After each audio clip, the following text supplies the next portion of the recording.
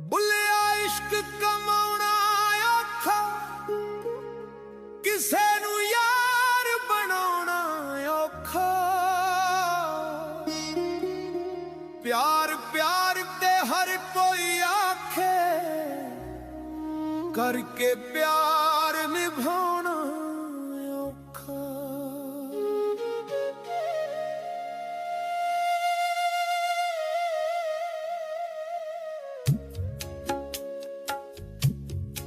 हर कोई दुखां ते हस लेंदा है, किसे दा दर्द वंडाउणा औखा। गल्लां नाल नहीं रुतबे मिलदे, जोगी भेस वटाउणा औखा। कोई किसे दी गल नहीं सुनदा,